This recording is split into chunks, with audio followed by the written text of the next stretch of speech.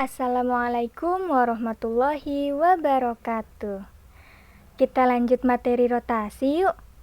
Tapi sebelum kita lanjut, kalian pernah lihat kincir angin nggak? Atau naik wahana biang lala saat ke wahana bermain? Jadi, pembelajaran kita kali ini sangat erat kaitannya dengan dua hal ini. Karena kita akan belajar perputaran atau rotasi. Saat kita naik biang lala, tentunya kita akan berputar, mengikuti arah biang lala, yang berpusat di titik tengah biang lala tersebut. Nah, biang lala ini merupakan salah satu contoh aplikasi rotasi di kehidupan kita sehari-hari. Berbicara tentang rotasi, pastinya tidak akan terlepas dari yang namanya sudut rotasi, arah rotasi, dan titik pusat rotasinya. Suatu benda dapat dirotasikan dengan sudut mulai dari 0 derajat hingga 360 derajat. Namun, untuk saat ini, kita akan mempelajari rotasi dengan sudut-sudut istimewa, yaitu 90 derajat, 180 derajat, 270 derajat, dan 360 derajat.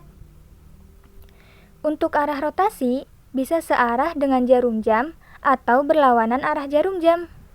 Jika berlawanan arah jarum jam, maka arah rotasinya bernilai positif. Tapi, jika searah jarum jam, maka arah rotasinya bernilai negatif. Rotasi dapat dilakukan jika ada titik pusat rotasi X, Y.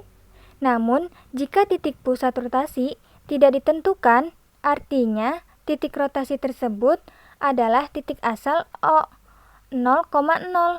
Sekarang, gimana caranya merotasikan sebuah titik? Misalnya, kita akan merotasikan titik A 3,2 dengan pusat rotasinya yaitu titik O 0,0 dan berlawanan arah jarum jam. Kita mau tahu hasil rotasinya dengan sudut-sudut istimewa nih. Oke, kita mulai merotasikan titik A dengan sudut rotasi 90 derajat. Kita gambar garis putus-putus dari titik A ke titik pusat. Setelah itu, kita putar sejauh 90 derajat ke arah kiri karena berlawanan arah jarum jam. Kalian bisa menggunakan busur dan jangka ya untuk merotasikan ini. Busur untuk menghitung besar sudutnya dan jangka untuk memutar titiknya. Nah, setelah kita putar sejauh 90 derajat berlawanan arah jarum jam, didapatlah koordinat titik A aksennya yaitu negatif 2,3. Rotasi yang kedua yaitu dengan sudut sejauh 180 derajat. Sama seperti tadi, kita buat garis dari titik A ke titik asal dulu. Kemudian, kita putar titiknya dengan menggunakan jangka dan busur sejauh 180 derajat ke arah kiri. Dan kita dapatkan titik A aksennya yaitu negatif 3, negatif 2. Kemudian, rotasi sejauh 270 derajat. Dengan cara yang sama, tinggal kita putar titiknya sejauh 270 derajat ke arah kiri. Kita peroleh titik A aksennya yaitu 2, negatif 3. Dan yang terakhir, untuk rotasi satu putaran penuh atau 360 derajat, maka titik A akan kembali ke posisi awal yaitu 3,2. Nah, dari 4 rotasi yang sudah kita lakukan terhadap titik A, maka kita akan memperoleh kesimpulan tentang rotasi dengan pusat 0,0 dan berlawanan arah jarum jam. Kesimpulannya, jika ada titik X, Y dirotasikan sebesar 90 derajat, maka koordinat titik bayangannya menjadi negatif Y, X. Untuk sudut rotasi sebesar 180 derajat, maka koordinat titik bayangannya menjadi negatif X, negatif Y. Yang ketiga, untuk rotasi X, Y dengan sudut sebesar 270 derajat akan diperoleh koordinat titik bayangnya yaitu Y, negatif X. Nah, kalau kesimpulan rotasi yang terakhir ini tentunya paling mudah diingat. Untuk rotasi satu putaran penuh atau 360 derajat, maka titik yang dirotasikan akan kembali ke posisi awal, sehingga koordinat titik awal dan bayangannya akan sama. Untuk rotasi dengan sudut 90 derajat yang berlawanan dengan arah jarum jam, koordinat titik bayangnya sama dengan rotasi sudut 270 derajat, tetapi searah jarum jam. Sehingga kita bisa menggunakan rumus rotasi positif 90 derajat ini untuk menentukan koordinat titik bayangan rotasi negatif 270 derajat. Sekarang, gimana rotasi bangun datar? Sama aja kok dengan rotasi titik. Kita tinggal merotasikan setiap titik sudut dari bangun datar yang akan kita rotasikan. Misal, kita akan merotasikan segitiga ABC ini sejauh 90 derajat searah jarum jam. Nah, rotasi 90 derajat searah jarum jam itu sama aja kita merotasikan sejauh 270 derajat dengan berlawanan arah jarum jam. Sehingga kita bisa menggunakan rumus rotasi positif 270 derajat ini, yaitu koordinat titik bayangnya menjadi Y, negatif X.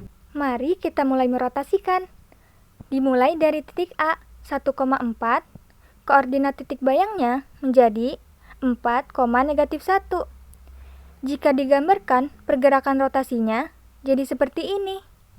Kemudian titik B 1,8, koordinat titik bayangnya yaitu 8, negatif 1. Gambar rotasi titiknya seperti ini. Selanjutnya titik C 5,8, koordinat titik bayangnya yaitu 8, negatif 5. Dan ini posisi titiknya setelah dirotasikan. Kita hubungkan ketiga titik bayang ini sehingga menjadi segitiga A aksen, B aksen, C aksen yang merupakan bayangan dari segitiga ABC yang dirotasikan sejauh 90 derajat searah jarum jam terhadap titik asal 0,0. Sekarang waktunya berarti soal. Sekarang kita lanjut materi dilatasi yuk. Tapi sebelum kita lanjut, coba deh lihat pemandangannya. Indah banget kan? Jadi pengen foto dulu deh. Kalau dipikir-pikir, keren banget ya kita yang segede ini bisa masuk ke layar HP yang sekecil itu dalam bentuk foto. Nah, itu semua karena dilatasi. Apa sih dilatasi itu? Dilatasi atau perkalian dalam transformasi geometri ini adalah proses mengubah ukuran suatu bangun dengan faktor skala tertentu. Jadi, dengan dilatasi, suatu bangun bisa mengalami pembesaran atau pengecilan ukuran. Untuk melakukan dilatasi, harus ada faktor skala, yaitu ukuran pembesaran atau pengecilan dari bangun aslinya, dan juga pusat dilatasinya. Hal ini kita bahas pusat dilatasinya titik O atau 0,0. Cara melakukan dilatasi terhadap suatu titik X, Y dengan faktor skala K dan pusat dilatasi 0,0 itu sangatlah mudah. Kita tinggal mengalihkan faktor skalanya dengan absis dan ordinat titik yang akan didilatasi menjadi Kx, Ky. Oke, kita simak penjelasan ini yuk. Misalnya, ada persegi panjang ABCD akan didilatasi dengan faktor skala 2 dan pusat 0,0. Sekarang, kita cari hasil dilatasinya dengan mengalihkan setiap titik sudut dengan faktor skalanya. Titik A 0,0 kita kalikan dengan 2, hasilnya tetap 0,0 ya. Sehingga titik A aksennya tidak berubah.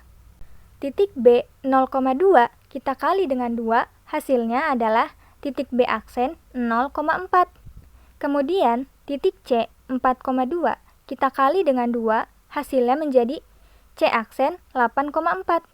Terakhir, titik D 4,0, hasil dilatasinya adalah D aksen 8,0.